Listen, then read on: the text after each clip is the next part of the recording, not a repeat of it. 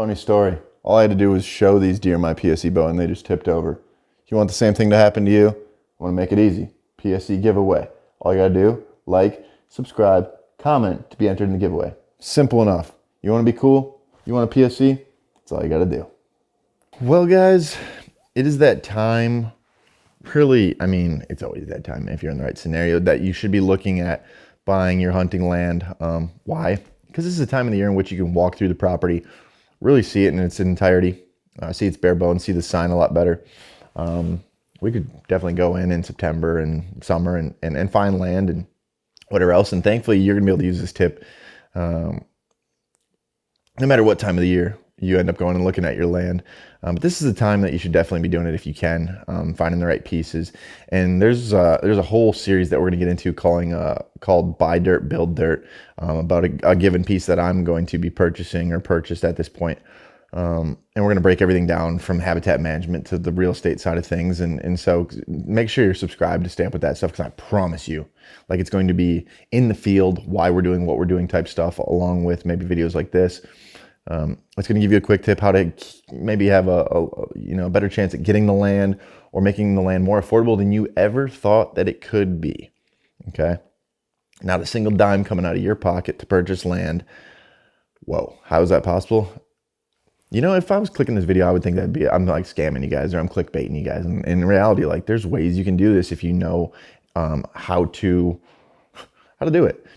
Real estate or anything like that. There's a lot of loopholes and things like that a lot of people are unaware of. So we're going to get into one of those today. So how do you go ahead and you buy hunting land? You buy recreational ground. Maybe it's not hunting land. Probably in this case, if you're watching this channel, it probably is. You can buy hunting land without a down payment. Yeah, in a roundabout way, you can. You can do it without spending any of your money, and that's the best way I can explain what we're going to talk about today, or put it that way. Is you could literally buy hunting land without taking any of the money in your bank account, pulling your money out anywhere else, and get your dream land. Okay, so how do you do it? I'm going to talk about something called a HELOC. I'm not exactly sure what a HELOC stands for off the top of my head. I did, and I can't remember it all, right now. Regardless, you don't need to know what it exactly stands for. You need to know how it works. And here's how a HELOC works. So let's say you buy a house, and we're going to try and use round numbers here. You have a house, and it's appraised at $500,000, okay?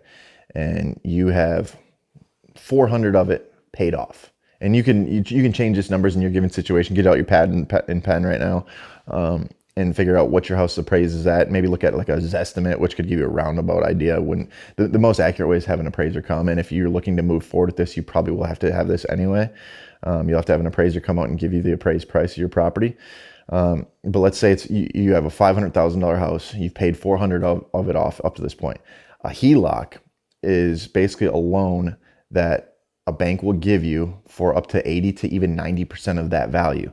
So if you have $400,000 paid off, and maybe it's $100,000, whatever,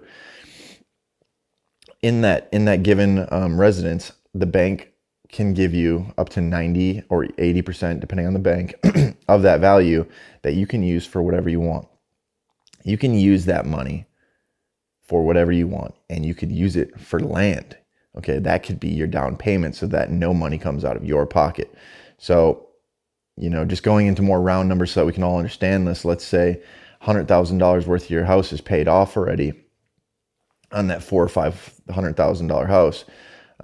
They'll give you 80 to 90% of that $100,000. In that case, $90,000, so that you can use that money for whatever you want. Maybe you could remodel your house that you already have and try and flip it and do things like that without taking money out of your pocket. But you could buy your hunting land using a HELOC. Now, here's the thing about a HELOC. Once you pull that money, which it can just sit there and it can be ready, okay?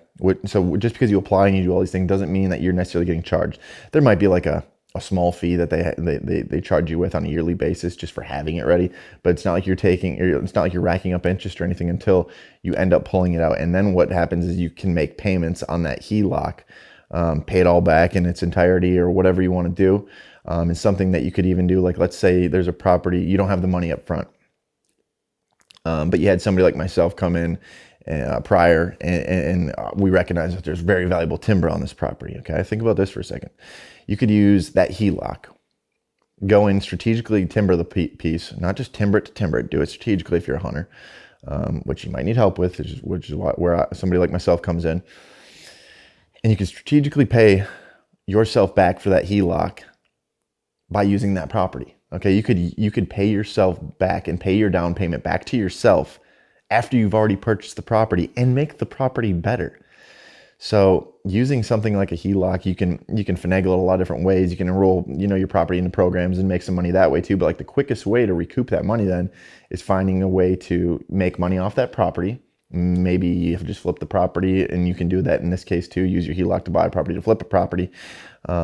You pay your capital gains tax, or you enroll it into another property and then you don't have to, which a lot of stuff here I know. But the main purpose of this video is to help you understand what a HELOC is, guys, and how you can use that HELOC to purchase a property if you wanted to, which is one of the options that I did look into, just to free up money and keep money free in your bank accounts for whatever else you wanted to, if you wanted to go that route.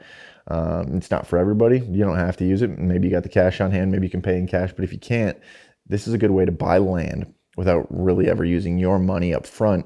And you can use the land that you buy to pay yourself back, and ultimately just never use your money out of your own pocket to buy hunting land. So that's a hell of a tip if I ever had to give one when it comes to buying land, guys. Hopefully that'll help you guys out that thought you couldn't afford to buy land. Maybe it's only a 40, maybe it's a 20-acre piece, whatever. It takes less money to do those pieces.